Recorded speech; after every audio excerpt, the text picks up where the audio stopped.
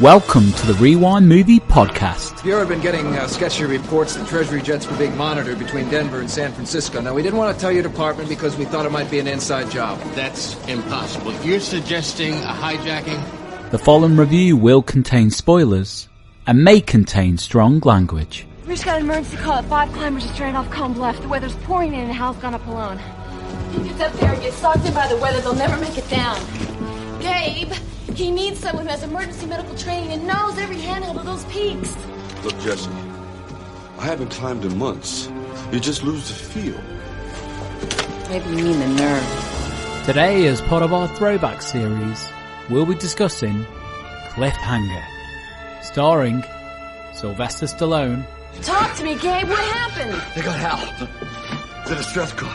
A fake. Before they crashed, they dumped kids of money. They? Who's they? I don't know, but they're using Hal to find him. When they do, he's dead.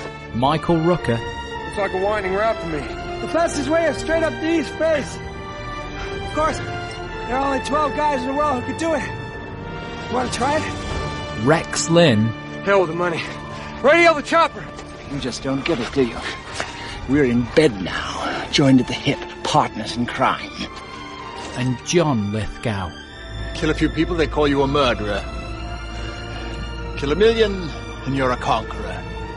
Go figure. Directed by Renny Harlin. I want that money, and I want it now. Qualen, the game's over. You lost. Oh no, the game's just getting interesting.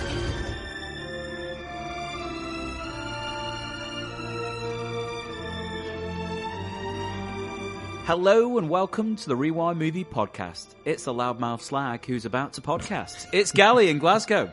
I'll be the guy wearing the helicopter. It's Devlin in London. Do you like soccer? It's Patrick in London. Please hurry. Gally's going into shock. Please, we need insulin. Please, hurry. It's Matt in South Korea. Oh, welcome back, gang, and welcome back, listeners. Would you have thought of that, listeners? Insulin.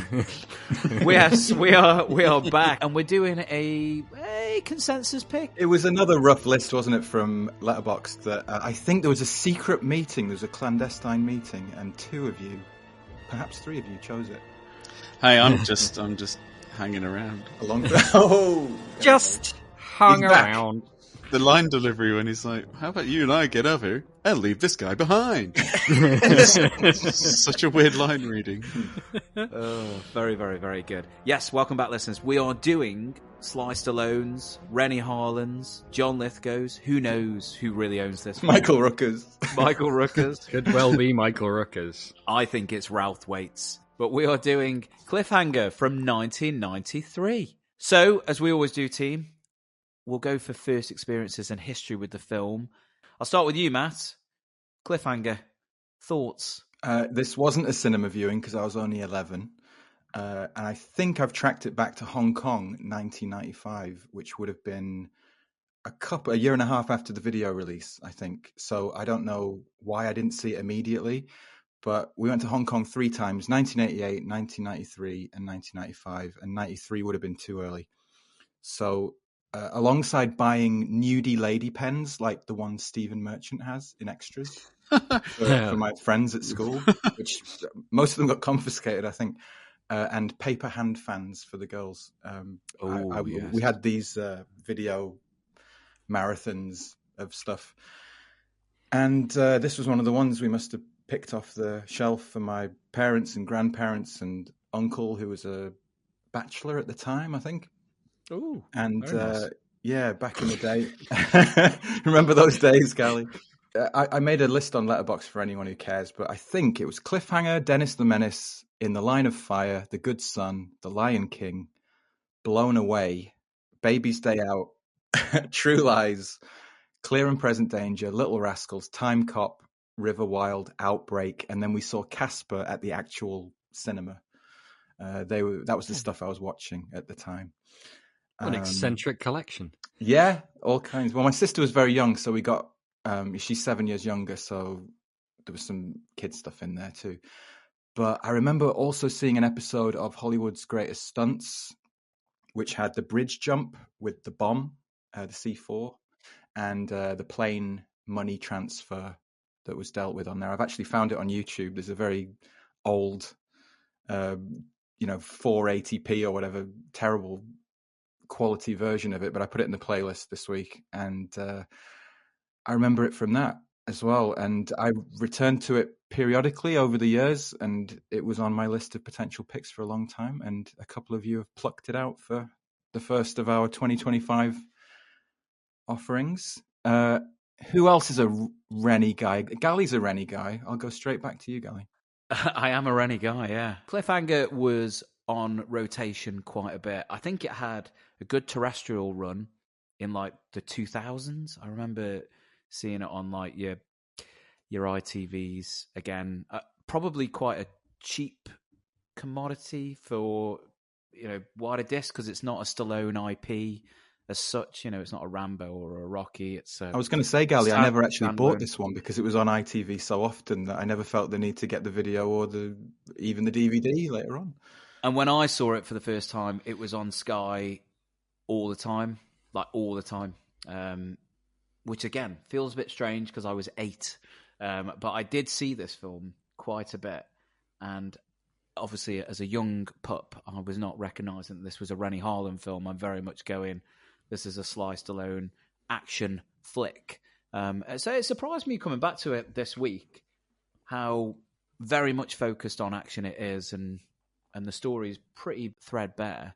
However, Sandwiches had a bloody ruddy rocking climbing time. So I'm interested in talking about it. But what about you, Patrick? I don't remember the first time exactly, but it would have been mid-90s when it was on TV. But I do, it would have been right primary school time because I remember there being a hype amongst my friends at school about it's going to be on TV, we're going to have to watch it. It's got the opening sequence is amazing. That I think it had a bit of I seem to remember it had a reputation before I saw it, especially of the opening sequence, and it was a really important, again, similar time to maybe when I saw Candyman. I just remember that time of my life and don't come to school the next day if you didn't watch it thing. I also actually have a very odd memory years ago of this being on a second time, and I was like, oh, I've got to watch it again. I really enjoyed that film. And I watched it again with some friends, but warning them about one of the expletives that, what's his name? When he says bitch in the cave. And I remember at the time being really, Leon, been really shocking to me, and I hated it for some reason. It just felt really horrible. And, still played nasty this time, I thought that. But it plays nasty and also comes out of almost nowhere. Mm-hmm. As in, he's obviously a mean goon. I never got the sense that he was like, by the way, I really dislike women. It was also the implication that he's gonna do something to her. Yeah. Well, that's when Gabe grabs his knob and then shoves him on a spike. But we'll save that. Him on a spike.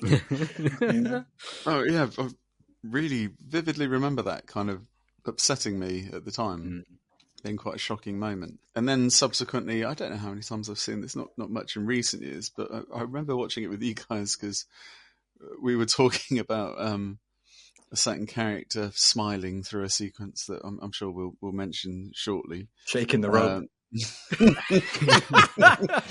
I'm having the time of my life. Davin, similar for you? Terrestrial TV, fair? I believe so. I had this weird false memory of seeing it in the cinema, and then when I was watching it back and it was so unbelievably violent, I was like, definitely didn't happen. So it must have been... I assume I was, though, aware of the relentless advertising push. I would have been 9 when it came out at the cinema, just turned 9 when it came out. So that's the sort of age where you start to totally understand how famous people are. And like also because I used to have a Spitting Image annual. I used to get quite a few of these things, and I distinctly remember they had a comic in the annual which was about Sylvester Stallone. I'm sure we'll talk about the eras of Sly, but this is for me the start of the roid swell. And so it became, for especially like this period in the mid-90s, it became a bit more pronounced. But so yeah, I would have watched this.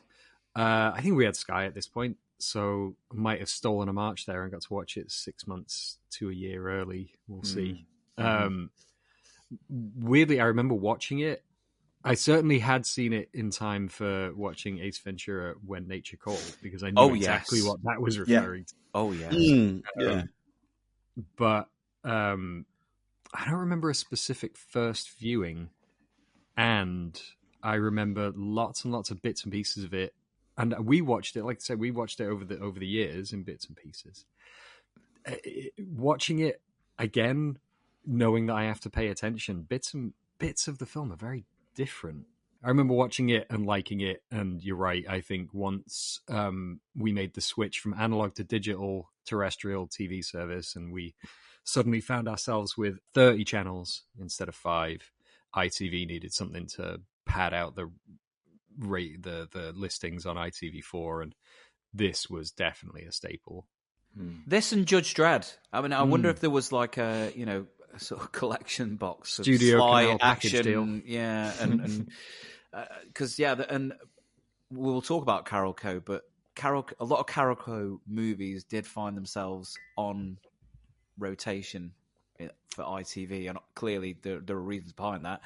One of them, you might say, is Renny Harlin, but we will get into it, I suppose. But before we do, our first one of the year, do you want to do the top 10 week of release for Cliffhanger and see, listeners, you can play along. My clues, I've tried to make them a little bit more broader, so for the casual listener, they might be able to get it. Okay, now I've gone for the US release date and not the UK. The UK was in June. The US was the back end of May, so it's actually. So we're playing soccer, not football. We're playing soccer, not football, team. So put away your shin pads. It's the 28th. Galley's leaning to the left. Thank you. Taking on one, taking on another, then a third, dribbling around some defenders cheeky while chip the game is not actually Lovely little chip shot. being lovely little Panenka. So we are released date of the 28th of May, 1993. US box office only. Listeners, again, the reason why we do this is because this is before globalization fully takes hold, and films were released in the US first and then worldwide distribution. So, are we ready? We are. Number 10, African-American Western starring Mario Van Peebles, and our first of 2 of the Baldwin brothers in the top 10. I can visualize a poster of Mario Van Peebles in a hat, but I got nothing else. It's another term for a group. Posse? It is Posse. Well done, Devlin. Oh, never seen it. Okay, in at number 9, biopic where, for dramatic purposes, many of the events and characters are fictionalized, including how, after his death, the star goes undercover working against the Chinese triad. Oh my god! What? Is it Dragon the Bruce Lee story? It is Dragon the Bruce Lee story. Well done. This podcast's second favourite director has Robert Redford being a creepy billionaire, which sees Woody Harrelson sniffing Demi Moore's bum. Indecent proposal. It is Indecent Proposal. And if you don't believe me, listeners, that scene exists in the film. Well done, Adrian Lyne. Okay, in at number 7, hot off the heels of Boys in the Hood, this hard-hitting teen drama. Menace to Society. It is. I used to love Menace to Society. I watched it an awful lot as a kid. I was a Boys in the Hood kind of guy, but, each their own. Early Critics Corner, Gally. They loved it. They loved Menace to Society. I know they did. God bless Siskel and Ebert. Right, in at number 6, Sharon Stone stars in another erotic thriller with a Baldwin. The film soundtrack song is a cover by UB40. Slither. It is Slither. Well done, Matt. In at number 5, short clue. I Loved You in Wall Street. Part 2? Hot Shots 2. It is Hot Shots Part 2. Well done. In at number 4, This Is Not a Game, as reports has it that Bob Hoskins and his co-star were sloshed throughout. It's an early review on this podcast. It's Super Mario Brothers. Yeah. It is Super Mario Brothers. Well done. Okay, number 3. Listeners, pay attention. Kevin Kline gets to play multiple characters in this political comedy with Sigourney Weaver, directed by Ivan Reitman. That's Dave. It is Dave. Well done. Good shout. Well, good. It's a deep cut, Dave, because I don't know how many people remember Deep cut Dave. Yeah. In at number 2, Whoopi Goldberg and Ted Danson star in this sperm donor comedy. Oh, God. He's a car salesman. Yeah, it's got a young Will Smith. It does. I can't remember the title. Oh, and he has like a big 10-gallon hat. He does. Belt buckle. I'll help Is you the word out. America in the title? It is in there. Fucking, what's it called? It's Made in America. Made in America. Made in America. Yeah. They're a real life couple. Yeah. Those two. Didn't they meet on the set of that film? Or was that the film where they started shagging during it and it was quite controversial? A horrible thought. I think the controversy came because they did an appearance at like a comedy roast together at some point around this era, and Danson put on blackface. Yeah. Oh my God. It was the 90s. God. And he was trying to make a statement. Well, like he was, yeah. This is while he was either, in a relationship with Whoopi Goldberg, and she sat next to him while this is happening. So, sorry, different guys. time. Different time. Derailed that a little there. Yeah, a little bit. Anyway, No. Let's see if we can get out of this frosty water that we've just managed to get ourselves. Anyway, well done. That's your top 10. Oh, that was number 1. That was number 2. Number 1 is Cliffhanger. It goes straight in at number 1. Okay. And Cliffhanger does everything it can to stay at the peak, because guess what's coming soon, which totally takes everyone out. It's JP, isn't it? It'd be some JP, it'd be some Jurassic Park comes out 2 weeks later. So, yeah. Not bad, though, is it? Not a bad top of the box. So, very good. Before we get into the full review, Patrick, can you please regale us with the climbing tales of Gabe and his troop and what happens in Cliffhanger? In the Colorado Rockies, mountain rescuer Hal has messed up his knee at the top of a mountain peak, the Tower, after taking his girl Sarah climbing. After all, it's better than sex. Now, stranded, his friend Gabe Walker climbs to rescue them, with his girlfriend Sarah and colleague Frank supporting from a helicopter. But winds are high and they need to wire cross from an opposite peak. Hal ziplines across, okay, but Sarah's harness breaks loose halfway, and she hangs on with her bare hands. Gabe hurrying to her aid and catches her with one hand just in time, but she's slipping. Gabe unable to hang on, Sarah plummets 4,000 feet to her demise. Gabe and Hal helplessly watching on while Frank grimaces. Hal blames Gabe. 8 months later, Gabe returns after a period of guilt-stricken isolation to collect his things and asks Jessie to come with him, but she is at home here. Meanwhile, former military intelligence operative Eric Qualen, in cahoots with turncoat US Treasury agent Richard Travers, orchestrate an elaborate mid-air robbery of $100 million within 3 cases, hijacking a plane from another plane. But it doesn't go smoothly. Qualen and his gang radio in the fake distress call in hopes of a helicopter rescue, but the weather is so bad it's just reluctant Gabe and bitter Hal on foot. Once they find the stranded bad guys, Qualen makes them help look for the loot. Wonder Dog Gabe climbs the ledge to find the first case, directed by Travers' tracking device. But as it's clear that Qualen and his cronies will kill him, Gabe throws the case full of money in an avalanche and escapes, Qualen believing Gabe to be dead. Gabe makes his way to the old Douglas Shaft ranger station for shelter and supplies and finds Jessie there. Together they find the second case and burn the money to keep warm. And the next morning, 2 friendly extreme sports base jumpers, Brett and Evan, bump into the Qualen party. Kinnett, a particularly aggressive crony, shoots at their would-be witnesses despite Hal's warning. And sadly, Brett is killed, but Evan jumps to safety, found barely alive by Frank. Gabe then has a fist fight with Kennett before bench pressing him onto a stalactite and continues on with Jessie in the race for the third case.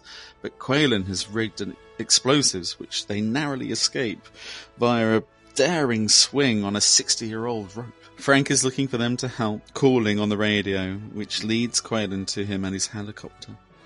British football enthusiast crony Del Mar needlessly kills Frank.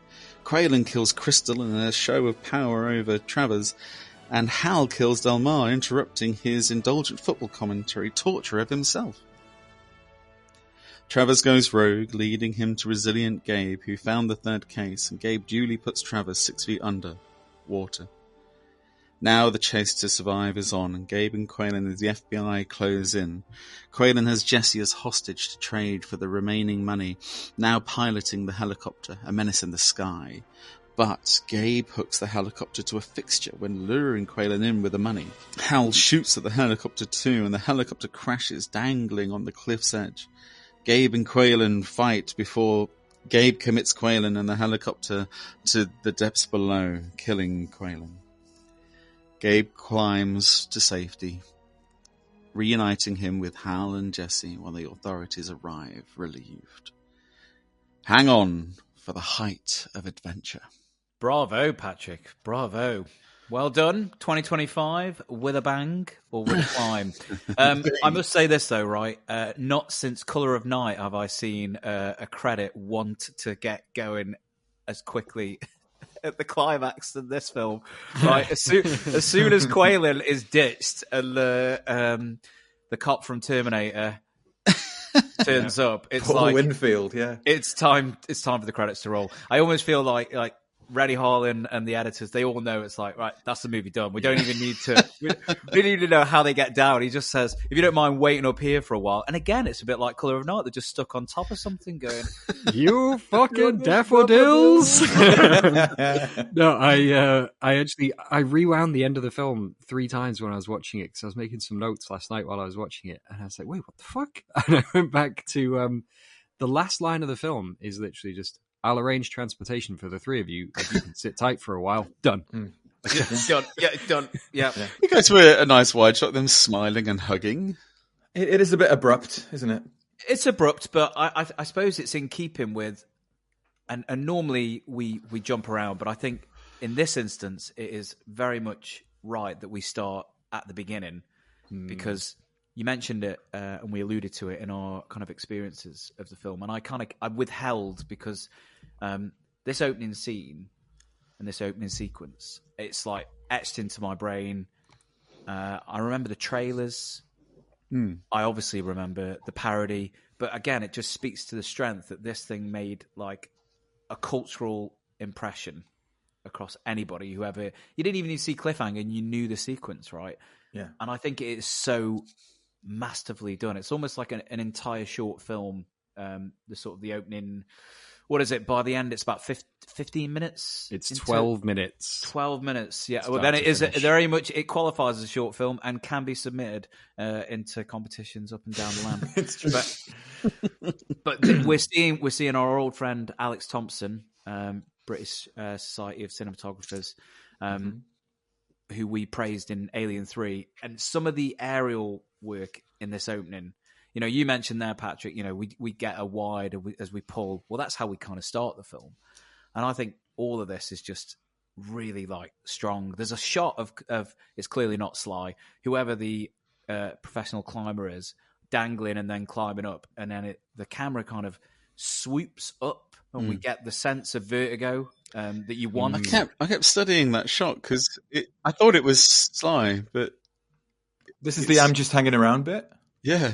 Yeah, but then you see Rooker and you see you see Sarah on the top, and it's just one shot, and it's clearly via a helicopter and maybe some remote control camera work, but it's just the way that it's been done and executed is seamless. It's just like, this is brilliant. It looks really good, doesn't it? Yeah, I noted it down as a meet me halfway because it's what better way to introduce Gabe than that, really? Yeah. It predates your Mission Impossible 2 opening sequence with. You think Tom Stoll took it a bit further? But I noted down that things are set up quite quickly there. He's hanging one armed off a rock face, which says everything about Gabe. Hey, I'm just hanging around. And then I like how quickly their relationship is set up because she's in the helicopter. She calls him my love. And we know what the situation is. Banter with Frank. I did have a query there. Why doesn't she recognize his face, but she does recognize his arse? They're just messing around. What kind of positions have they been doing? Are you saying perhaps Gabe likes to be pegged? Wow! Oh god! A stalactite. Is stalactite or might tights come down? Is that right? No. Yep. Yeah, tights come down. That's how you remember. These are all modern ways that I have no idea what these people are talking about. But you're right about the establishment. I wasn't expecting that. Yeah, you're right about the establishment. You're right about like the first thing we see is the helicopter and rescue. These wonderful vistas, and then and obviously there's a little bit of to and fro. I would argue this though, Matt.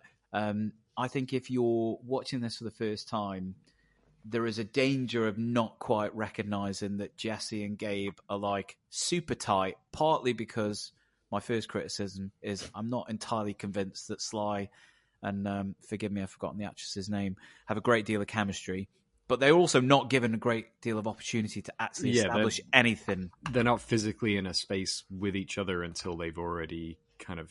That's true, but there's banter and my love, and the fact that she has short hair means, does she like guys? Or it is 1993.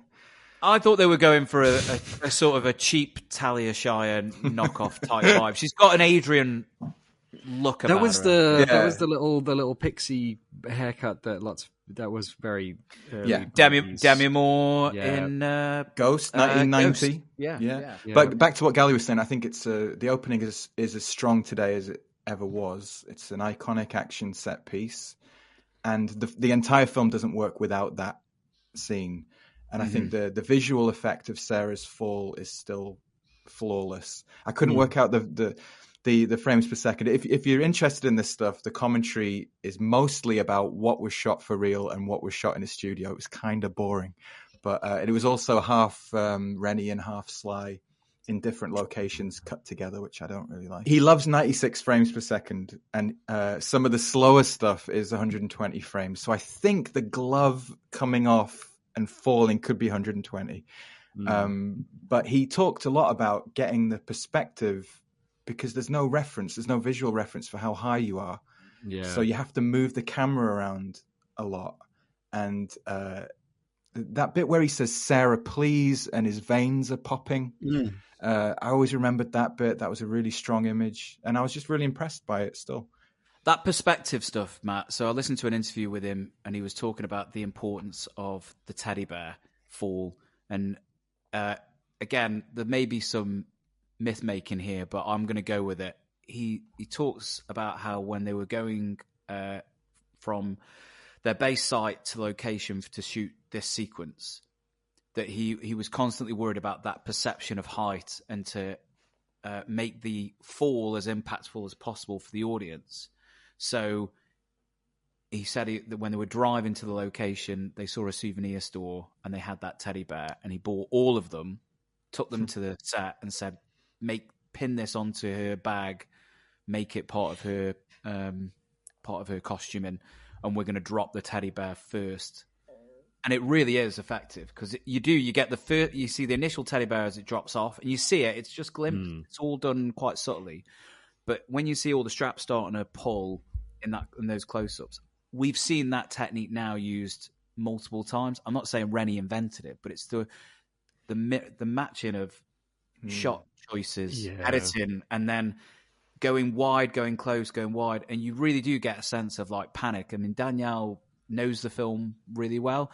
When we rewatched this sequence the other night, she had the same anxiety and it's exactly what you want from any film, right? If you can get like an emotional or physical response from an audience, you know it's working, just like in a horror film. Hey Hal, we're gonna be out of the jump soon. All right, a little more, Sarah. That's it. 1, 2. Sarah? Oh God! Sarah! Gabe! No! Sarah! Gabe! Oh, please, I'm gonna fall! No, you're not. You're okay. You're gonna be okay. Can you reach the main line? No, I can't! Don't swing. God, it's slipping! Gabe, can you keep the line steady? That clip's not gonna hold. I can't! Oh, my Gabe, help me, please! Gabe, you have to go after her. No! Gabe, no! Well, it's Sarah coming up to get you. No! It's not rigged for two people. Just keep it from swinging. I'm gonna send out my harness. Don't forget the harness. There's no time. I'm going for her. Gabe! Shit! No! Sarah, I'm coming for you. I can't! It's slipping! Hold on just a little bit longer. Coming for you. Gabe! Please hurry, I can't hold on! The actress playing Sarah does a really good job here as well. And there's, going close from those details of the fixtures failing on her galley, like you said, to them wide. It's wide when she climbs down, but she can barely hang on, and she slips down what's left. That's a really effective shot for that scale and the panic. Yeah, I still get quite tense watching it. You know what's happening, but it's awful. The way the strap kind of whips around kind of all of those different parts of her, that's super, that's basically how they build the Final Destination deaths now. Yeah, absolutely. And there's such a kind of inevitability to it. So at the point where the helicopter lands, the score, which is at this point has been very big, grand, sweeping, majestic orchestral score, starts bringing in these low minor chord notes on these kind of churning cellos, and that's it's just one of those this is not going to go well kind of moments. It's we all know that it's not going to go well. I think cinema rules dictate that it's not going to go well, and what's great is just the elongation of every moment of it. It's so strong. Like you said, 12 minutes. Such a long time to dwell on this one sequence. And the idea of having the stuffed toy, not just because it's great to to elevate the stakes, when that falls, that's just going to keep falling. It also makes her look even more vulnerable, which coupled with she's quite youthful. Does it help that the equipment isn't that complex either? It looks like something that could be on your rucksack. It feels like you could be in that situation yourself. The dialogue in the film is hit and miss, shall we say, if we're being really generous. But I think there's a line that she says before she goes on, which is, "We're still on for dinner tonight, right?" And it's such a tragic line because she's saying that before she's about to fall to her death. And I just think the scene is pretty much reverse Robert McKee, wow them in the end. But in this instance, it's almost like Jaws. It's like such a strong opening. The other thing that happens in that opening scene is that we introduce Hal as well. And Hal, when he twists his knee, I started to dislike Hal here because he says it's not a big deal, but we've had to fly a helicopter up here to rescue you. And he's had to scale a rock face, and your girlfriend's going to die, so it is a big deal. And then he does that bit where he pretends to fall. He does he's larking about on the line. What else does he do? Also, when she does fall, she hasn't even hit the ground yet, and he looks up to blame Gabe. In all fairness, though, Matt, I mean, she ain't getting up from that fall. High emotions. Yeah, Frank's laughing his head off. Well, this is it, listeners. I mean, so we're talking about the seriousness and the effectiveness of the scene. I will say this, and we did this at university. If you just focus on Ralph Waite, who plays Frank, what he's obviously trying to do is portray that he's aggressively trying to hold on, desperately using every sinew. But how it's being portrayed is that he's maniacal laugh. He looks like he is sort of laughing and grinning and shaking the line. Secret villain of the piece. I do wonder when they went into the monitors, just someone say, I don't know, Renny, do you want to go for another take on that? Is this a case? Because at film school, people used to hassle me about having a monitor and stuff. They'd say stand next to do a Quentin Tarantino, stand next to the camera. Don't sit in the back with a monitor like David Fincher or whatever. And I think maybe this is a case for having a good monitor on set and just keeping an eye on everything that's going on in the shot. Because I don't know what Renny would have been looking at for the purposes of this. How could he miss? But the thing is, he is. He's grimacing, isn't he? But he's grimacing, but it's coming off like he's laughing mildly.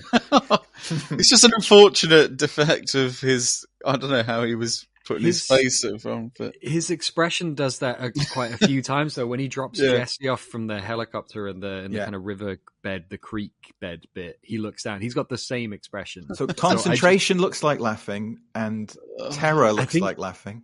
It's very, you know what it is? I think it's that it's very bright as well because they are shooting in like actual mountains. So I think that he's like he's having a massive squint, but then somebody may have said like, "You look mad. Stop squinting." So instead, he came up with this. God. That's the expression he does when he's trying to force his eyes open. The other thing that I considered was, because you're right, Devlin, they are on location, and it does look quite blustery. And you know how sometimes when wind blows in your face, your eyes get a bit, and you sort of squint and grimace. But the grimace can be I'm trying to be generous, but if I see it, it's like he looks like a madman. I like him in Cool Hand Luke, and we liked him in The Bodyguard, didn't we? We thought he was all right as Frank's dad. There was one other thing here. Another podcast, a rival podcast, mentioned, is this a better film if at the very end Hal kicks the girl off the mountain and looks at Gabe and just says, "Now we're even." And then now we can be friends again. Just cut to black, cut to credits, and then you've got a bookend, and you've got an evil Rooker the whole way through, and you could. I will say this, Matt: if you cast Rooker, you are waiting for him to heel turn, right? Like, it's almost more of a surprise that he doesn't kick her off. It is kind of par for the course that you don't hire Michael Rooker to be your second lead who's going to be good throughout. You were expecting him to be a turncoat, right? And he doesn't, which is the surprise, I guess. Yeah. Well, that's a kind of hallmark of the film, is that there's a couple of sneaky heel turns and a bit of like casting against type. So I think that it fits with a film that now that we've set up the interpersonal dynamics of, Rooker and Sly, or Hal and Gabe to go forward, that kind of sets a tone for the whole film, which is that a lot of people are at odds with each other throughout. It's a very also, like, it led me to think that maybe, because the nature of this film, we'll probably get onto it later when we get to Sly, but this film was kind of designed to not do something like that. It was designed to be pleasing as opposed to sort of dividing audiences at the end. I don't think it's going to have a downbeat 70s ending in a film like this. I think you're right, Matt, which is why when we just final note on this opening sequence, which is why it's so strong, because it's such an aggressive opening sequence. If you're going to watch a film called Cliffhanger and it's an action film, which the trailers would have portrayed, I think this would have caught audiences out, and they would have genuinely been like, holy shit. And one of the other things that Harlin talked about is, like, once he was told, no, it's going to be Sly Stallone, he said he had a meeting with him where he was like, you have to fail at the beginning. And Sly went along with it. Now, and in this time, we can talk about him because I think it does breed context to the film. Sly he's on the slide, pun intended. He's just been trying to do some comedy. What did he do? Stop. I watched it last night. I stopped and my mum will shoot, Well, see, Patrick, you say he was doing some comedy, but I actually, when I looked at his filmography more closely, I go from Rocky IV in 1985, where I say, okay, Rocky IV is like peak Stallone. Yeah. He's literally become the embodiment of America against Russia in the Cold War. Then look at these films. 1986, Cobra, George Cosmatos, listen, fellow Greek. I'm always going to support him, but it's a pretty B-movie, nasty thriller. I think is that a canon? It's a canon. That's when he started his deal with believing Golan and Globus's cocaine-fueled shite. Absolutely, and he's doing a film a year. 87, Over the Top. Now, I know that it's got some cute cultural... it's a bit of a cult film now because it's the arm wrestling one. The arm wrestling one, but no one's going, oh man, where's that 4K release of Over the Top? 1988, Rambo 3. There is one, by the way. There is, I know. 1988, Rambo 3, Go Back to the Well. 1989, he gets away with this, I think. But Lock Up is his first one. Then it's Tango and Cash. What's Lock Up? Help me out with that one. Lock Up is him falsely Jail? imprisoned in jail action film. Doesn't do much. Tango and Cash followed up. But everyone likes Tango and Cash. However, it's a good not like I don't know if anyone else did. I quite liked it. But even Tango and Cash though was kind of praised from Kurt Russell's side more than his it's side. more Kurt Russell getting all the praise and Terry Hatcher than it is maybe Stallone. 1990 Rocky 5, which probably his most personal Rocky, but also his least successful and definitely the least loved by audiences. 91 Oscar, 92 Stop or My Mum Will Shoot. It's 93 when, and we didn't mention this in Demolition Man because I didn't really look at it, but he does Cliffhanger and Demolition Man, and and you feel like, okay, that's him trying to take back the mantle of like, no, I'm an action. Was it a guy. financial thing as well that he needed to do some action films to get? Well, you wonder if he needed a hit. He's in search of a hit, isn't he? And Cliffhanger feels like it's been designed to be exactly that. Like, this is going to be a big action staple film, stunt heavy, story. Story kind of goes to the background. No real, like, all the characters in this film, I don't think exist off that mountain. They haven't really got a life. Even Qualen like feels like what does Qualen do when he's not? Frank does his painting. But no one feels like they have an existence, which is fine though for this film. I feel Hal's got a career with Sarah, the mountain rescuers.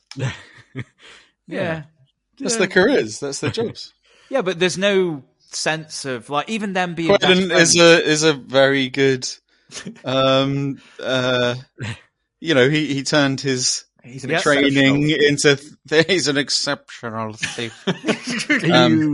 But I get what you're saying, that it doesn't feel like there's any reason for these people. Like when when John McClane talks to Bonnie Bedelia, you get a sense of a wider life that they've lived together. Yes. They have such a kind of...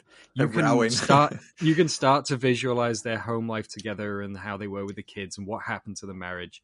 I cannot visualize what happened between Gabe and Jessie when he just said, "We just had to leave." They got the cabin with the horses. And then for 8 months, I just feel like everyone... You know, like in the Truman Show, when as soon as Truman's not around, everyone's just standing completely still? Yes. That's what this mountain would look like for those 8 months. Devlin, the fact that Gabe says, where have you been? I've been working in Denver.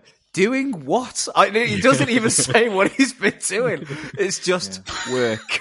Just work. Okay. Well, so when you were talking about Sly and his struggles, I had because it was, the Sly Arnie rivalry around this period. Famously, Arnie says, and Sly seems to confirm, that Arnie set him up to do Stop or My Mum Will Shoot by reading it, knowing it was a piece of shit, and then acting to Sly as if he was going to sign on for it, so Sly would try and like steal a march on him.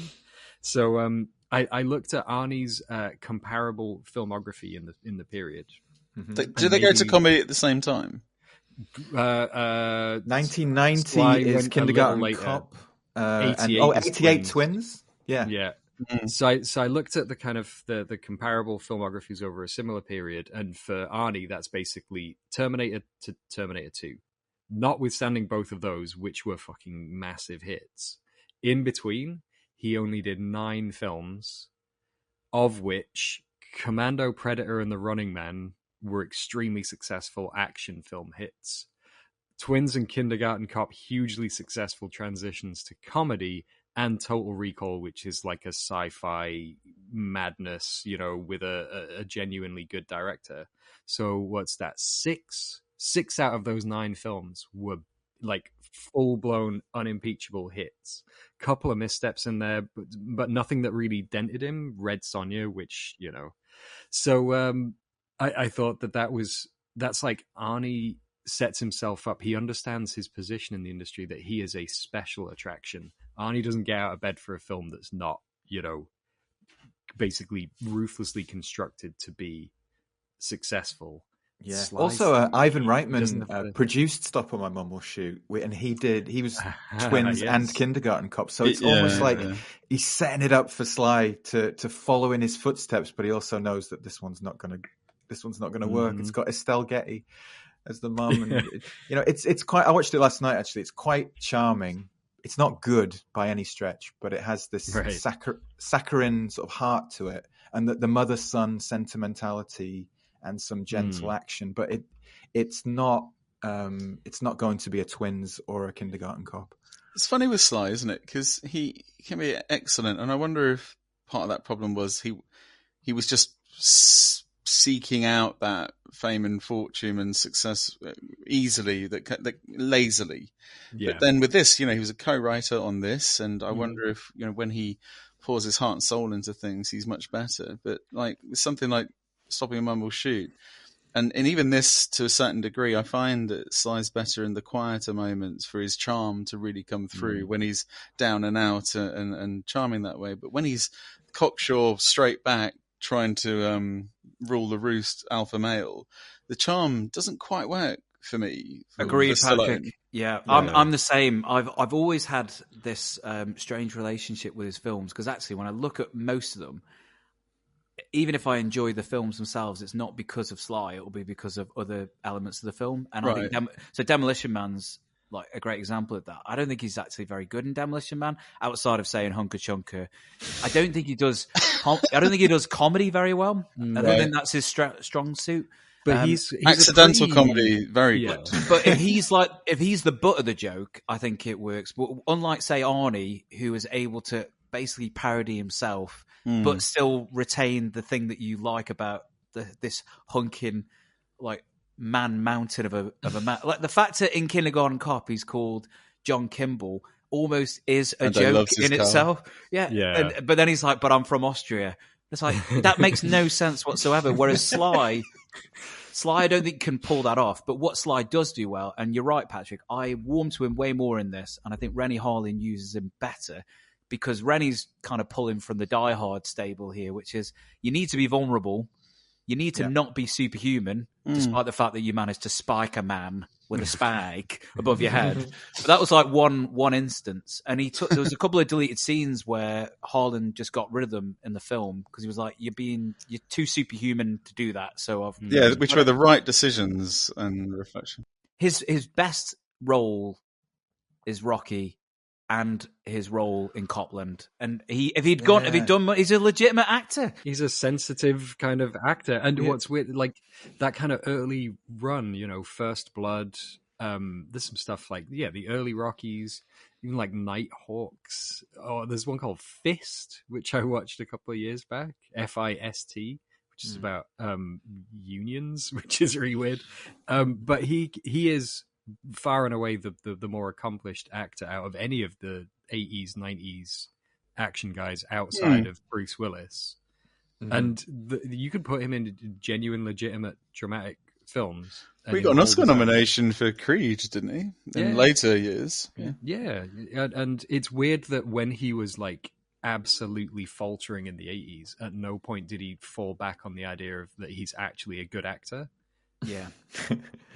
Well, Gally mentioned before it was important that he fails, and that gets us on his side, which helps. And it's a John McClane thing as well, because if you remember, like people say this is a Die Hard clone. I don't see it that much. There are elements of it, but you could argue. And there's a bit in Die Hard where he, when Ellis gets killed, there's the bit where he fails to act. Takagi. Takagi gets murdered. Yeah, he could have perhaps done something about that. But there's also stuff here where Sly seems to get beaten to a pulp and then hit back and finally win. And Willis does that too. And although Sharon Stone beats up Arnie quite badly in Total Recall, kicks him in the knackers 3 times, I think. Seagal doesn't get hit. We know that from Under Siege 2, Dark Territory. I think the egos of some actors prevent them from going there. Well, even today's standard, Matt, you've got clauses in contract of the likes of Statham and Vin Diesel that they can't lose fights on screen here and there. Don't not mention The Rock, Patrick. He's the worst. Is it Patrick? Do you know if it's the manner in which they lose, or they just can't lose? Well, I know that in the Hobbs and Shaw film, they had a clause in the contract that they could not lose to a fight between themselves specifically. It's a hierarchy thing. Yeah, so when they fought each other in the film, it ended in a draw, let's call it. But there are clauses like that exist with certain actors because I don't know, they don't want King Kong and Godzilla. You have to make them draw. You can't weaken either. But to pull it back to Sly, it's the difference between being an actor and being a brand, and I think he's in brand Stallone. I think for that run that I was talking about, trying to compete with Arnie, who was also a brand, because Arnie was not. He knew he's not like, I am not going to be a great thespian, but I can be Hollywood's biggest star, and that's where he probably falls foul, as he's in an arms race about being a star and not necessarily focusing on where his strengths lied, which was conveying vulnerability. And you're right, Matt, like he takes some big hits. When Madonna's Jesus smacks him about in that cave, they're visceral hits. That's the one I was thinking of. Like, and while we're on like ego and actors and stuff, perhaps now is the time to deploy this sort of cynically designed thing. Is this thing cynically designed as a comeback movie? And because that's what I heard when I was researching this, and the more I thought about it, the more it coloured the way I saw the film. It has to be a surefire comeback. I don't think it feels that way, Matt, until you read into it. Though. That's the thing. I didn't get that at all until I researched into it. It's well veiled, isn't it? And then I started to look at this idea of the greatest hits. He wants to be a credible, bankable, charismatic, humorful leading man. And also his involvement in the screenplay speaks volumes. Patrick mentioned there that he was actually a screenwriter on this. One of the first things that worried me when I saw the titles was it said based on a premise by, screen story by, screenplay by. I've never seen that. And when was the last time you saw, 4 pages of, screenwriting credits? But it seems to me like he's replaying tried and tested methods. A lot of people reference the Rocky films that I'm not super familiar with. I feel like he learned some lessons, Matt, because there's a bit of an irony through that we haven't spoke about pre-98, 85, excuse me. But even back then, he was the star and Arnie was trying to emulate Stallone in the early 80s. And until he got Terminator, then that's when his fortune started to grow in the 80s, and Stallone's went the other way. But Arnie was always trying to emulate Stallone after Rocky and everything. And then it came not full circle, but Stallone started to get stronger from 93. And in relation to what you said, Matt, about it being cynically constructed, I think the based on a premise thing feels pretty apt for the time, because I believe the premise was just by a famous climber, US climber. So you can imagine he might have written a script about rescuing people on mountains, and all of the Denver Mint stuff was probably not there. But also that the idea that a lot of Hollywood actors, and I was looking at the 90s in particular, and a lot of Hollywood actors are doing kind of films that are hybrids. So they're like action thrillers. And so I thought The Fugitive, Harrison Ford, it's got one big massive stunt in it, even though it's clearly not Harrison Ford. Oh, the train jump. No, he's not jumping off into that dam. Oh, the dam. The dam. But it's a bloody fantastic sequence. It's also got the train jump. You're absolutely right. Yeah. And then I thought about like The River Wild with Meryl Streep. So you see all these kind of like not extreme sports, but these different types of scenarios. And Hollywood's able to make these films now because stunt work's got to a level. You've got some digital support behind doing stuff that you might not be able to do. And the actors themselves are throwing themselves into these types of roles because this is what Hollywood's pumping out at the time. The other thing that clued me in was that there was this thing called Gale Force, this Die Hard in a Hurricane. Did you see that? That's the one that nearly went with Renny directing. Oh, Gerard Butler made that now, though, so that's a shame. But they couldn't, because the technology couldn't quite achieve what they wanted, could it? There was some big issues with Carol Co. as well. It was, the production for this seemed to have passed its way through a bunch of like, basically a lot of people got paid for doing no work. And then it was like they had a bunch of contracts in their hands. Stallone in this hand, Harlin over here, everyone's made millions of dollars for doing no films, and so they're like, well, let's just grab, and that's why I think they grabbed the premise by that John Long, who is a second unit guy as well, so he's a mountaineer, but also he works in the industry. Right. He'd worked alongside, I think he'd worked alongside Stallone. I believe. I think you're right, Devlin. And the other writer, this was his first screenplay, which again makes sense if Sly's coming in, because Sly will probably have, kind of final approval on that script if you've got a first-time screenwriter doing it. And then he did like GoldenEye, The Punisher, the Travolta one with the cock tickler on his face, and the Hulk. Technical term. Technical term, ladies and gents.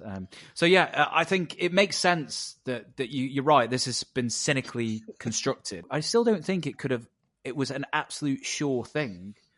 I think Renny Harlin has got a great deal to do with this as well. And I think he demonstrates that he can just do this type of thing, which is, well, just give me a simple premise to hang an action film on. And he does it. He does it, I think, with aplomb. I mean, some of the dialogue, as I say, and some of the characterizations are a little bit weak sauce. But, for example, Devlin talked about turncoats. The Travers character is well set up, because when you get on the plane, you are immediately drawn to the guy who looks like he's not slept for 3 or 4 days, who looks a bit dodgy. Agent Matheson looks like he's got something up his sleeve. Yeah, he's shifty. Yeah. You don't think it's the guy who looks like he's your college football coach.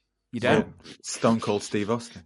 I think Rex Lynn's pretty good in this. Yeah, he's great. He's great. I mean, his goddammit is like legendary. Goddammit, because he seems like an officious kind of government official. He's always going to play a cop or an agent or something of that description. Born to wear a mid-priced suit and tie combo and look pissed off. So it's a good heel turn.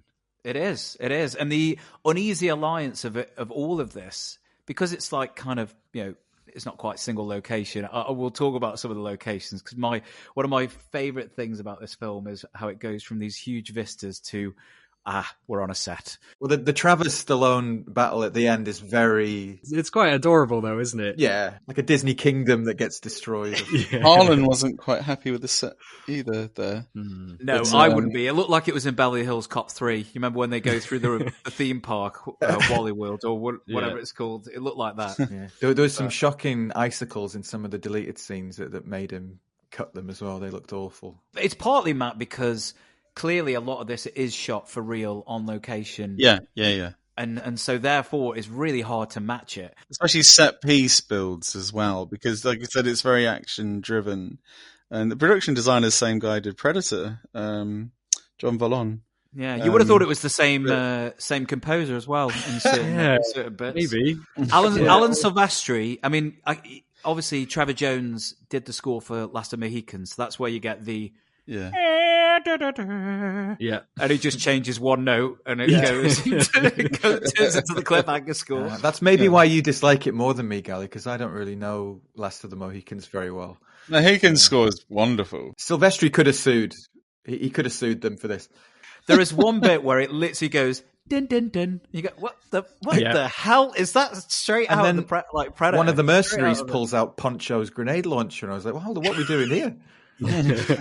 I know, you felt like one of them should have said, got time to duck, just as the ice starts to come. They're on an ice space as well. It's the same kind of setup. There's constant one-liners in this. None of the one-liners work. Well, actually, one of them does, and it's costs a fortune to heat this place when he's burning the money.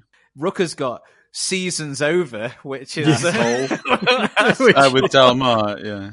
Which again, soccer does have seasons. That is an odd bit of. It goes on and on and on with Del Mar. At least two of us tried to break this scene down because it's the maddest scene in the film. Yeah. And there's a bit where he says, like, EastEnders ham is hard to beat because he's been trained by the best. There's a bit where he says, "Lovely little chip shop," and I always thought he said "lovely little chip shop," which made me laugh all week. I've been saying that. Lovely little chip shop.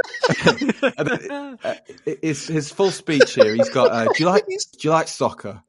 First of all, he calls it soccer, so Hal, the American fella, actually understands the analogy and what he's actually going to go on about for the next 5 minutes.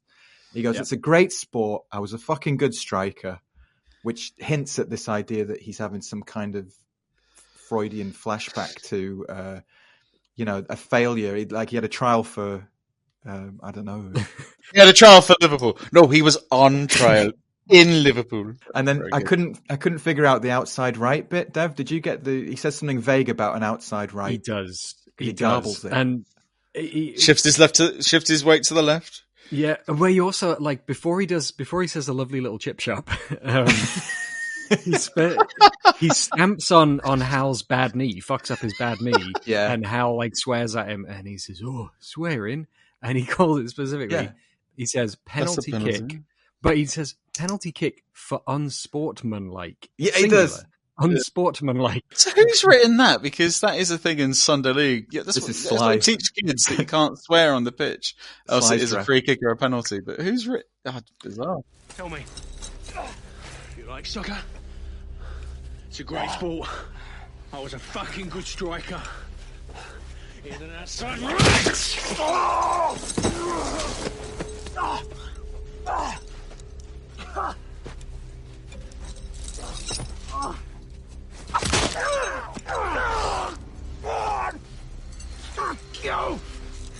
you're swearing now.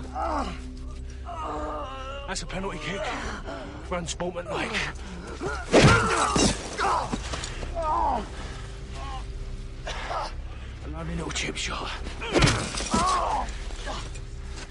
He dribbles past one defender, two defenders, three defenders.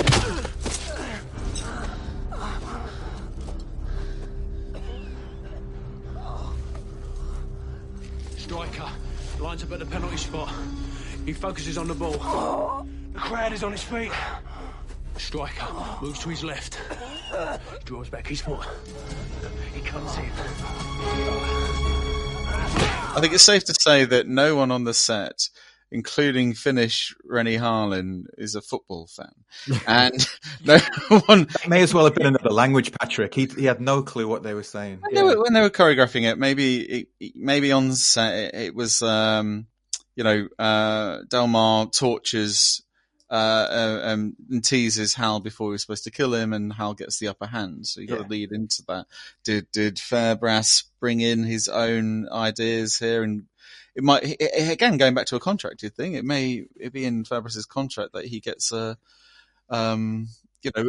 big scene, and a big scene that was with a certain amount of dialogue. Is anyone aware of Vinnie Jones at this time and this idea of football? No, he was playing at the time. He was at Wimbledon. He was at the Crazy Gang at the time. Yeah, but not internationally. But was it leading into? We know we've got the World Cup in a few years in '94, that we need something smart, and he's the British guy who's brought in his British knowledge about. Yeah. Well, I don't know. It's hard to know what happened on the set, but it does, something feels off. It's far too long. A producer should have stepped in and cut all this bollocks out. But I mean, for duration of torture, for Hal, I suppose they got what they needed to do and give him the upper hand to kill him. We have Frank's knife comes back, and you should have a monologue, should you? No. It is very Austin Powers of Fairbrass to take so long in his duty. And I suppose because the other one as well was Madonna's Jesus or Cool Runnings. That sequence feels better, definitely better choreographed. But his dialogue. Yeah. We mentioned it earlier. Angry. Feels like, this is nasty, right? This is a little bit nasty. Sexist. And now, and is this where Renny is going to lean into, he's okay with leaning into some negative stereotypes? Angry Brits are football hooligans and racists. But also, the only black character that we see is really, spits out the word bitch multiple times in one sequence. I think part of the problem with Cliffhanger and some of the outside of Lithgow, and maybe Crystal, but again, she doesn't really get enough. If we're gonna go into the space where we're talking about a Die Hard clone, this is where we haven't got a Carl. Maybe if all the mercenaries didn't hate each other, when one of them got knocked off, the others don't care. He's like, well, I'll kill him. At one point, one of them, they chuck him out of the fucking plane during the transfer sequence because he's been shot, and it's like, get him to a hospital fast, and he drops him out. So it's like nobody, like, life is so cheap here, and I think that's maybe the difference between a Harlin and a McTiernan is that McTiernan is okay with like plenty of on-screen violence, shoot the glass and all that, and there's a lot of blood and gore, but he wants to then give you the aftermath of it. He wants you to be emotionally involved in the aftermath of the violence. So even something like, Carl has an emotional response to John McClane, not because he's pissed off at him, but because he's taking things from him. Whereas here it's like, that's maybe a difference with Harlin. I don't think he cares about emotional involvement. I think he's quite happy. There's also they don't care about those characters, which they're bad guys, and maybe they shouldn't. But they feel generic. They're all the same person. They've got the same motivation. They're one-dimensional and the same. And that's why I go back to Qualen not existing off the mountain. Like, what I would have liked was, so is this score something? Who's got leverage over him? Because at some point, no one ever discusses in the film, when do we just not retrieve the cases because we've ran out of time because we're going to get caught? That's never really in discussion. They drop it in the dialogue where they say that you're going to need that case because you're going to need a lot of money to buy your way out of this country. Yeah. The idea that, if the plane transfer had worked, they're in the air. Like, you can just continue and that's flying a plane. And you can just go disappear somewhere. And they do have a line where the helicopter's only got enough fuel to get, that's right at the end, Patch. I'm on about, like, you're talking about his retirement plan. You're talking about like the Hans Gruber. This is the last big heist. And I'm also talking about the fact that when the plane goes down, I mean, again, time, we get a sense that it's basically over a 48-hour window-ish, because everyone stops and has a sleep. There is they have an agreement to say, actually, it's a bit too cold and it's a bit dark, so we'll stop. We'll have a little sleep. But no one says, like, when do we have to cut and run because the authorities will know the plane was down, they'll know the location, and this area is going to be. So then it's just pure greed that carries him on, right? Well, this is it. But it works better for Travers. Travers has a consistent motivation, and it's survival, not getting double crossed and killed by Qualen, and he works all right. The weakest parts of the Cliffhanger, as far as like the Die Hard comparison, is the dynamics within the group are not as well established. The goons don't have as much personality. We'll call it personality, because even in McTiernan, just having one eat a chocolate bar, or someone say, next time you shoot. There's none of that here, really. No more table. No more table. Whereas in this, it's just, right, you go get him. Okay, have a fight, get killed, and then fly off the mountain. A lot of them do just fly off the mountain, which I do like. But that links to the beginning, Gally. Like, unless you see all that stuff at the very beginning, someone falling, plummeting to their death, it sets up the drama for the entire film. What if you fall off the edge? Matt, on that, just a very throwaway comment here in a way, but I like how the film at the beginning sets up Gabe's kind of arc and story going through. I don't think we quite get there with him and Hal, their resolutions through what they've gone through rather than personal. But they are on the zip line, someone falls at the beginning for Gabe and Hal, and that's what their jumping off point. For Qualen, he loses the money on a zip line. It's the same thing, the thing he wants in the same way, done in both like very individual sequences that are really excellent. Yeah, I hadn't considered. I was like watching it, I was like, oh wow, they both lose something on a zip line at the start of the film as their jumping off point. It drives them through the film. Qualen, it's all over. Walker, you resilient bastard, so you're still alive. I want that money, and I want it now. Qualen, the game's over. You lost. Oh no, the game's just getting interesting. I'm airborne now, you see? And as a matter of fact, I picked up a passenger I think you might be interested in. Go on, talk. I said talk! God damn it! Gabe? Hallie's got me. I'm sorry. I thought he was Frank. You get the picture, Walker? Now, I want that money. How many of these deaths are like slasher deaths? Oh yeah. What Sly does to Leon by hoiking him over his head and fucking piercing him on a spike in a cave. Yeah. That's pure that's mid-period Friday the 13th sequel shit. That's like And Gabe under the water and shooting up at Travers, that feels like a bit nightmarish. Yeah, he grabs him from under the bridge, right? He yanks him through the bridge. That's like a Freddy move. These are like, it's really and that's maybe why he's interested in provoking an emotional reaction, mostly based around like grotesquerie and tension, as opposed to these are real people this is happening to. One of the base jumpers is killed in the theatrical cut, but they're both killed. The second one is killed by Travers. He machine guns him as he's floating down, and it's all the same footage. He still crashes into the tree, and he's left hanging there, and he's still wounded, we presume, in the final cut. But then also there's a patch of blood on the floor. Yeah, and the way Travers dies, it's too choppy in the theatrical. That Rooker shows up, I think, in the NC-17, and they both shoot Travers, I think, because he's got his gun with him. But it ends up a bit choppy, I think. But there's something quite nasty about it. It's almost Verhoeven style blood packs, and the shots are very visceral. And I know what people are saying. Did it nominated or won a couple Oscars? I can't remember. Yeah, it was nominated for awards, and the sound was the main one that it was getting praise for, and I totally agree. Like the sound design, especially in the beating scenes, is visceral. Like Leon kicking the shit out of Sylvester Stallone is, I think, incredibly violent. Well, some of the sound effects they had to dull down again to get the certification. Right, and that makes sense to me, like, because it's great. It's almost like you can hear his ribs cracking under it. Like it's really rough, and the use of kind of the quiet and loud, knowing when to kind of go. They do it in the helicopter sequence when he drops Sarah as well. There are moments where it's that overwhelming, deafening sound of the helicopter blades whirring, and there are other moments where that is dulled so far in the background of the mix, and it's just her screams of like genuine terror. And so, and the 90s was famously not a particularly great period for like straight up horror, or at least the early 90s. The appetite for it had sort of dulled. The 80s had kind of burned itself out, and maybe it was just that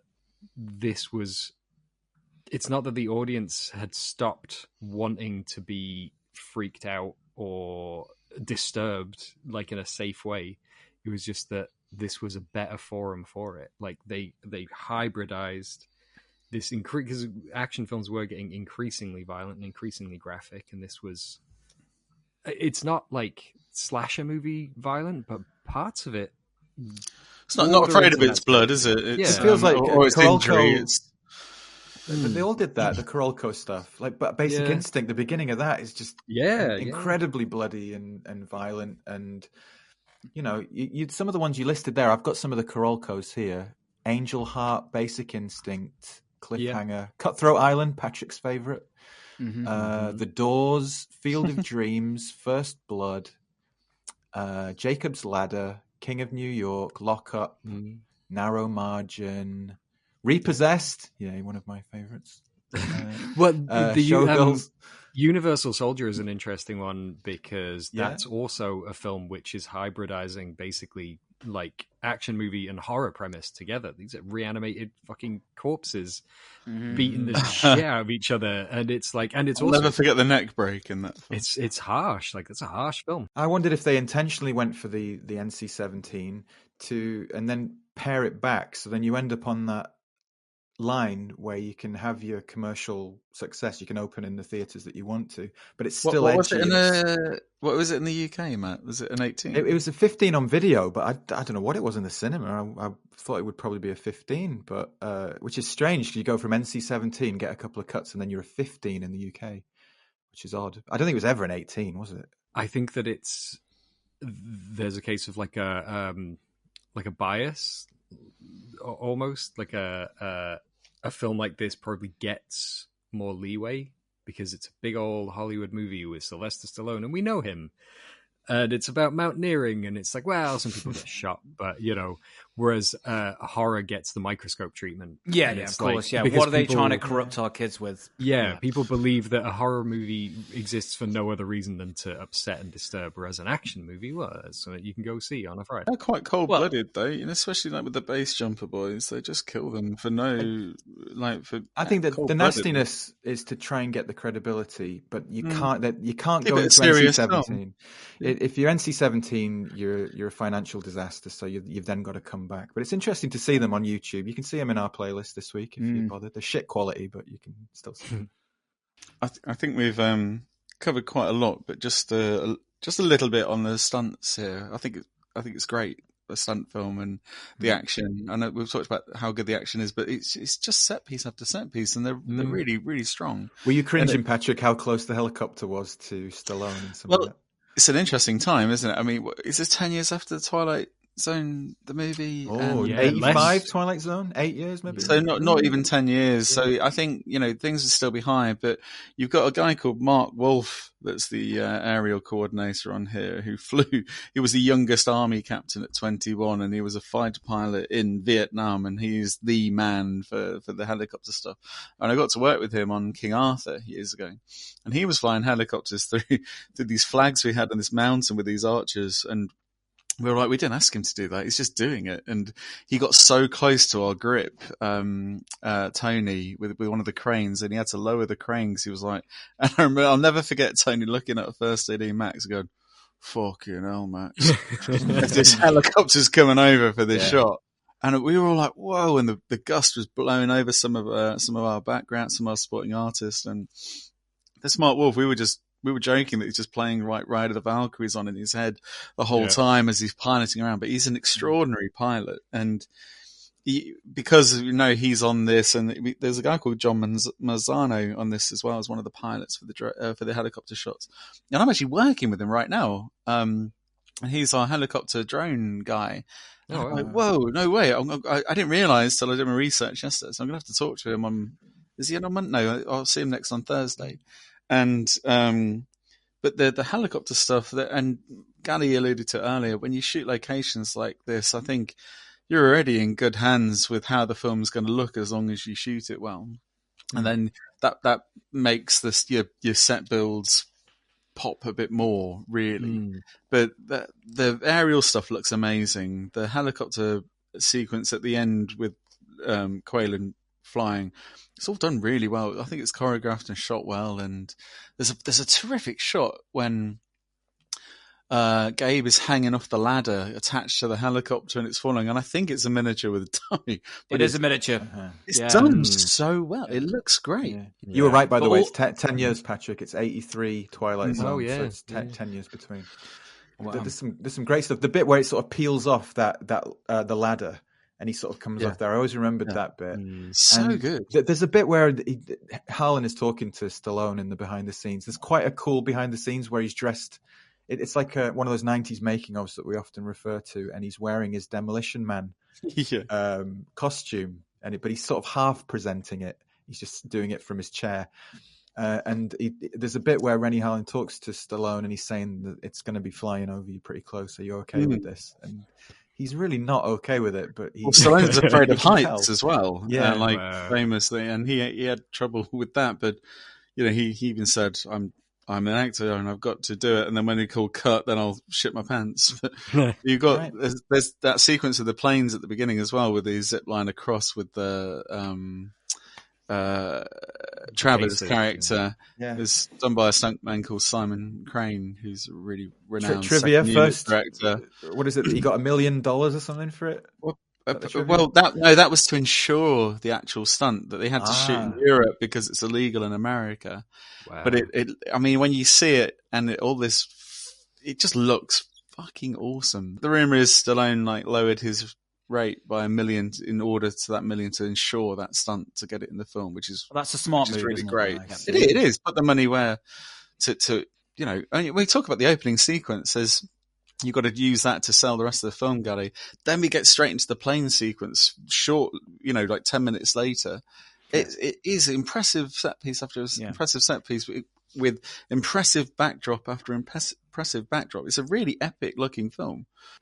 Excellent. Well, Matt, I'm going to keep this one pretty short because I've got to get to the tower. But what did our lovable two think of Cliffhanger back in the day? Sisk and Ebbs, they loved Menace to Society, which I found surprising and did not see coming at all. But it's in the Criterion Collection now, so maybe they were right.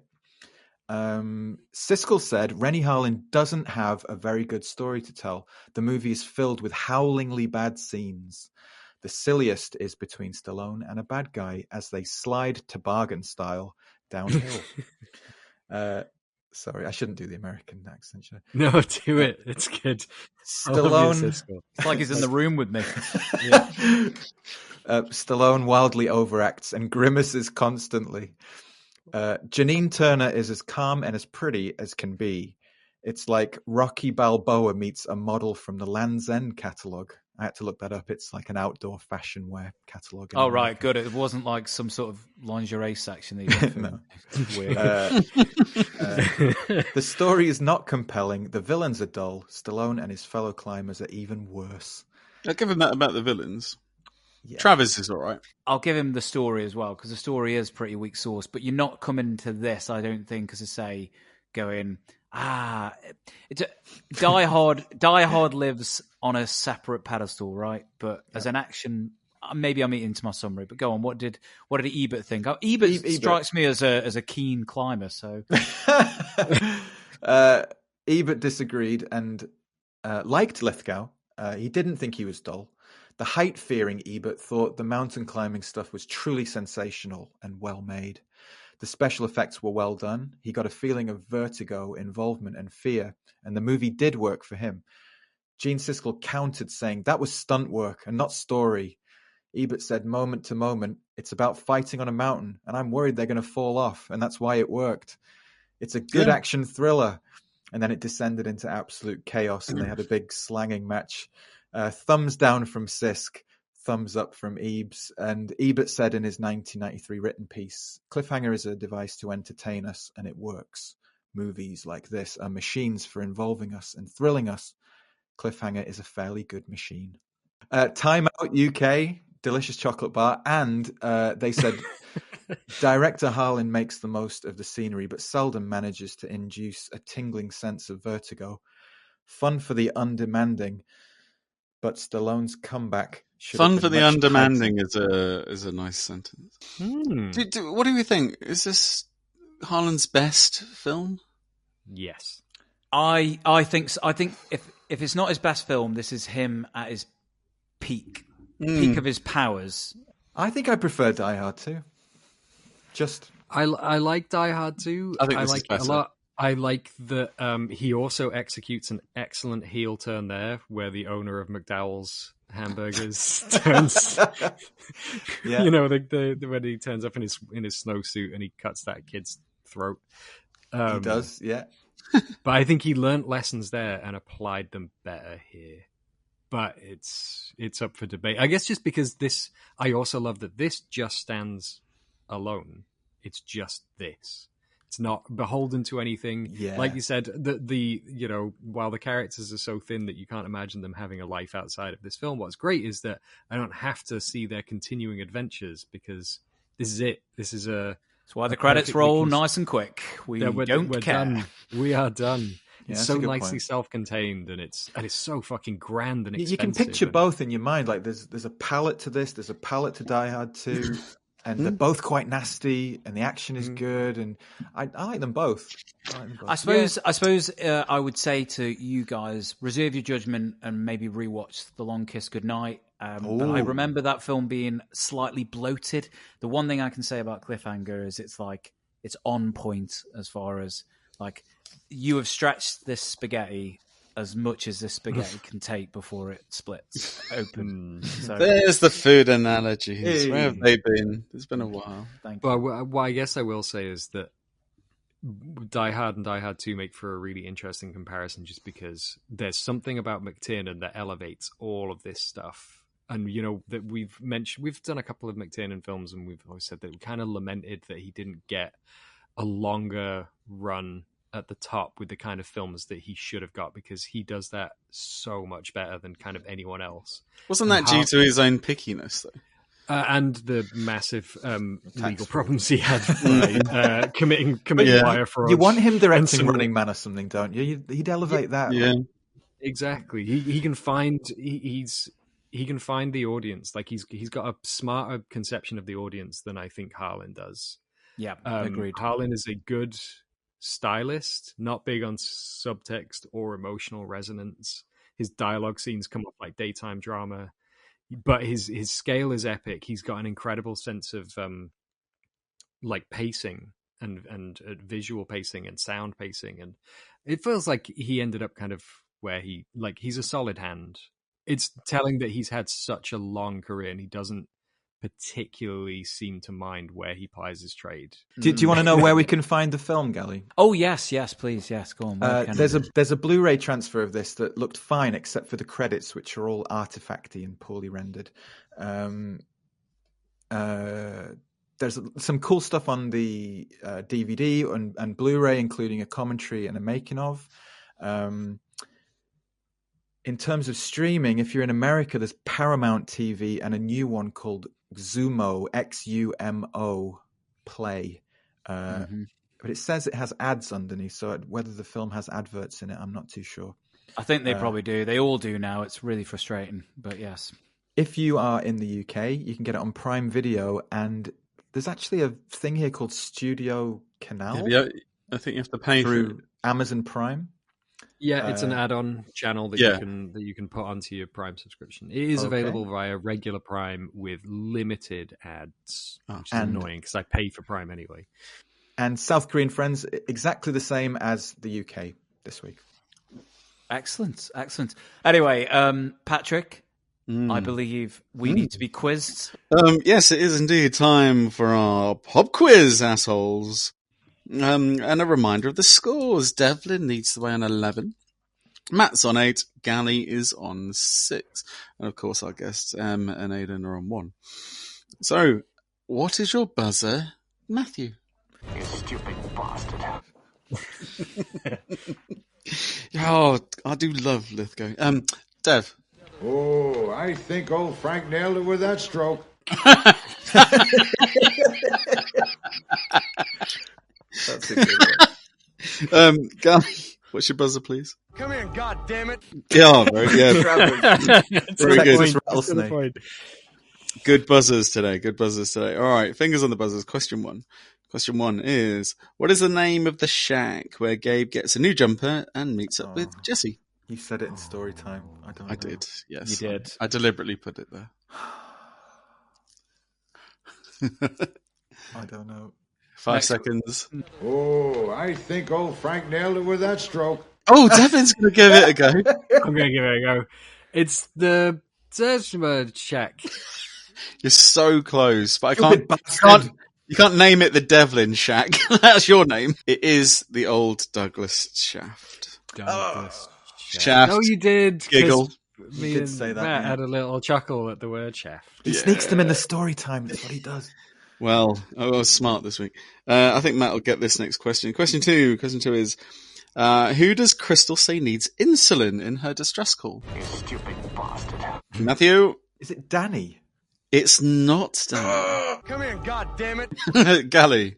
Is it Jonathan? It is not Jonathan.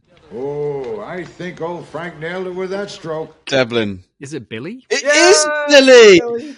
Well done. I thought you were going to get it, Matt, because you did your opening quote was about the incident. Yeah. All right, question 3 for the win, or for a draw. Fingers on the buzzers. What are the names of the extreme sports dudes? Oh. They were included in story time. Come here, goddammit. Gally? Beavis and Butthead. I've No, incorrect. I don't believe they had particularly extreme sports names. The answer is Brett and Evan.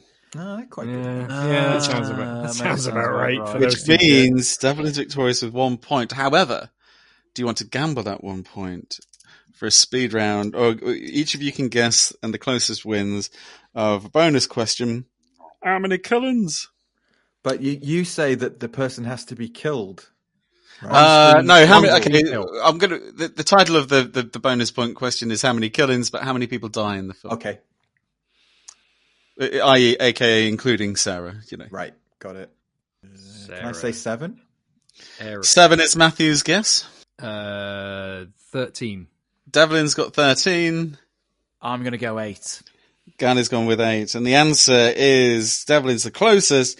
The answer's 17. Wow. A lot of people die on that plane. So, you've got Sarah, you've got the 3 operatives, agents, you've got the 2 pilots in the plane, you've got the sniper in the other plane. He goes straight down. When the plane goes down, there's the co-pilot. Then you've got the 5 what have I got? I've got it here. Then you've got the Avalanche crony, the Flare crony, Brett, Kinnett, Frank, Crystal, Domar, Travers, Qualen.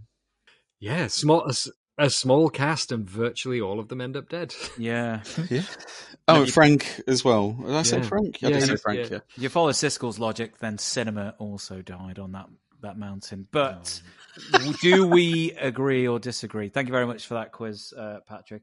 I suppose we will see what our panel says for their final thoughts and recommendations. I'll start with you, Devlin. Final thoughts and recommendations for Cliffhanger. It's a genuinely very good action film. And the more I was thinking about like what its competition would be for very good 90s action film that I would probably like to watch for some comforting thrills, despite its elevated levels of violence, I don't know that there's many others that are as pure of intent as this. There was a lot of Die Hard on Earth. This is not quite that, I guess, because it's a mountains. It's a much kind of broader setting, but the isolation of the mountain setting means that it is kind of a bottle episode, just one that keeps moving around a very large space. So you have that great thing of you have a limited cast of characters, as we've just pointed out, all but 3 of whom die, literally. Well, except the kid hanging from his getting eaten by wolves. Apparently he's okay, just a bit wolf eaten. But the there's just like a real like purity of purpose to it. So it's not elevated in terms of, you know, it's not going to resonate emotionally. It's not going to sit with you in that sense. But like Renny Harlin's great image maker. He made choices with his directing in terms of the physical action that are burned into the mind, and that's not easy to do. It's a real... So on that front, like the cheese, whatever cheese exists in it is part of the charm. I guess the only thing would be it didn't become wearying, but it got close to being wearying how pissed off everyone was all the way through the film. But I just think that the kind of the gusto with which it's played kind of takes it over the line. Big shout out for Michael Rooker, I think, who brings a weird energy to the film without which I don't think it's as successful as it is. Yeah, agreed. So yeah, I'm with Ebert. 2 thumbs up. I'll watch this many times. Hey, it looks marvelous. What about you, Patrick? Yeah, I'll watch it. I recommend I'll watch it. I remember the hype those years ago when I was at school, and I can kind of see why at the time as kids getting excited about a grown-up action film that is proper action and dangerous, and there's blood and gore and people jumping and planes and helicopters and guns and greed and money. You know, it's a very exciting film. Yeah, the plot's quite loose and basic and everything, but a lot happens. You get your bang for your buck. Like you said there, that what was it? Ebbs said this film's designed to entertain, really, and it really is. I think Harlan's done a really good job in that. And as Devlin said, there's such memorable moments here. Not particularly from the dialogue, but from the action and visions and the helicopter, the Sarah's fall, the plane sequence. There's some terrific, memorable moments here. And kind of made me wish I'd seen it in the cinema. It feels very cinematic, this film. Looks great. Shot well, goes at a good old pace. The good guys are victorious in the end, and everyone's had a ruddy good time. Poor Frank, poor base jumper. The stunts, the helicopters, everything about it. The wigs, I really enjoyed it. It's not without its flaws at all. It's not a perfect film, but some of the performances better than others. Travers, I really like Travers in this. I think he's the best bad guy in it. Stallone is solid in what he needs to be, and very impressive physically with the climbing, which I liked. And Jessie's good. I really enjoyed it. I really enjoyed watching it this week, and I really enjoyed laughing at Frank grimacing when Sarah dies. Shout out to the location team, because that must have been a hell of a job as well, getting the logistics, getting up in the mountains and working there. And they had a really harsh winter. And I'll look forward to Cliffhanger 2 starring Pierce Brosnan in a few years' time. They went back. Gally, how do you feel? Yeah, I feel like sometimes we do films that require lots of critical thinking and deconstructing, and then you get films like Cliffhanger. Which you might feel like, oh well, why would you spend time like ruminating and thinking upon something that seems so simplistic? But actually, that's the crux, right? It's like, it's in presentation, it is a pretty simple nuts and bolts action film, set piece driven, not much character. Story is pretty much straightforward, kind of like an A to B type story. Watching it with Danielle afterwards, she just went, "Oh, it's so daft."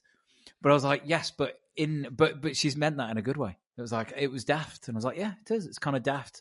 But let's not forget where you start, and you start from like this really quite incredible, aggressive, shocking scene, which contextualizes the action going forward in a way that one scene almost elevates the film up.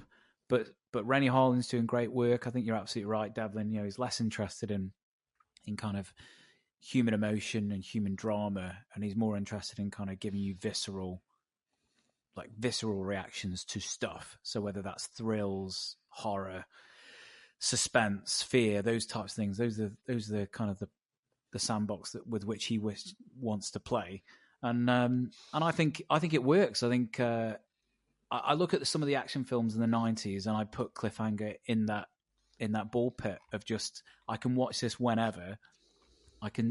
It always feels like a slight underhanded compliment to say I can switch my brain off, but that's in a way sometimes what I am after when I'm watching a film. Sometimes I don't want to be intellectually challenged. I just want to be thrilled. I just want to watch something that's fun. And so like Bad Boys is that for me too.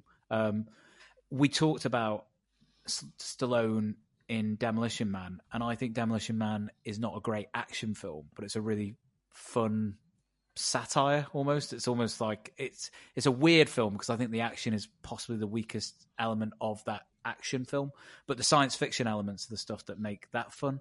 This is probably my favorite standalone Stallone action film that he's done, because all the other ones, I don't think they particularly stick, but this one does. And it's the opening sequence. It's as you said, Matt, the running on the bridge and the explosion.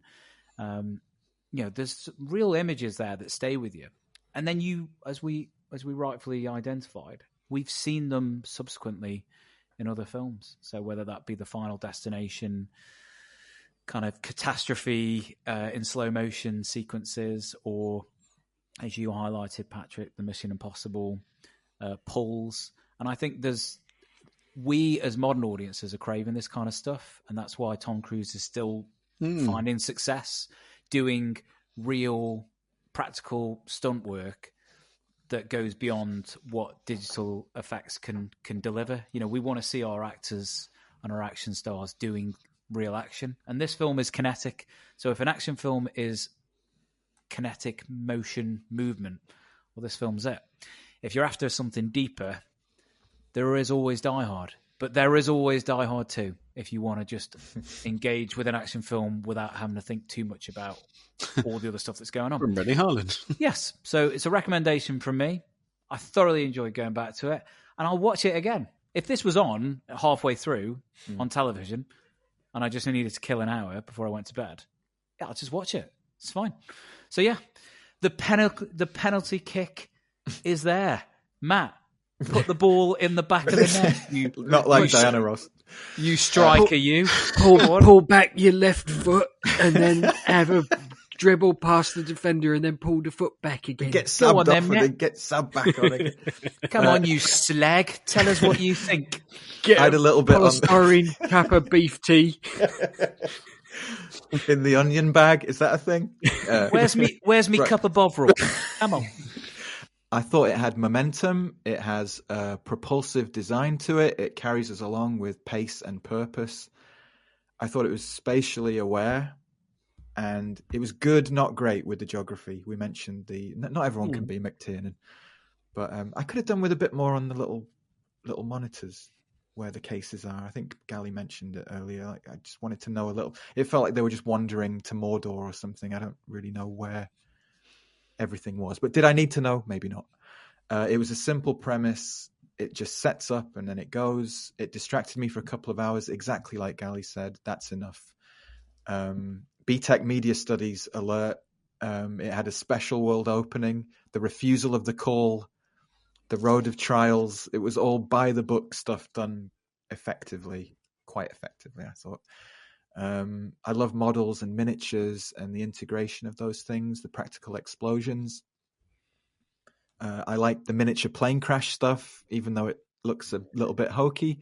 I think it's influential. We mentioned Nolan, and the bit where when he's fighting Ra's al Ghul and he has to stop himself going over the edge. It was the same. Batman Begins. He pinched that, and he pinched the plane sequence for Dark Knight Rises as well. So if it's good enough for Nolan, it's good enough. Was there any vertical limit in it as well? Maybe. I think Janine Turner was good. I mentioned that. Did we need a love scene? Maybe around the fire? Probably not. Probably a bit cold. One of the base jumpers looked like Dave Portnoy from Barstool Sports, which distracted me a little bit. I kept expecting one of them was him to in Buffy. It was Whistler in Buffy. I kept expecting him to do a pizza review.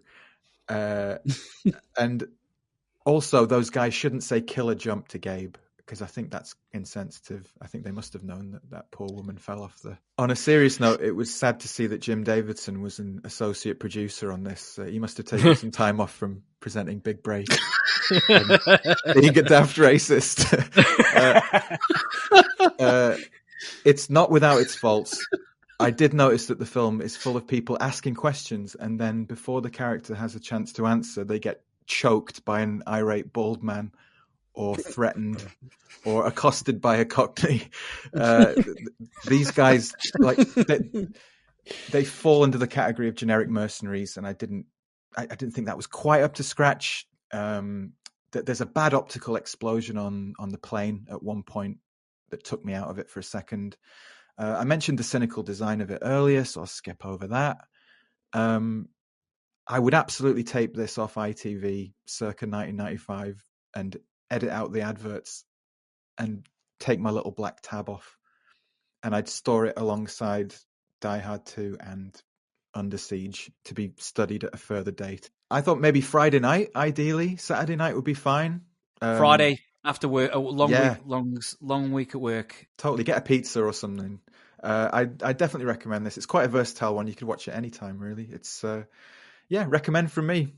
Just a final bit for me. Mark Milson was the B-cam operator on here, who tragically passed away in 2017.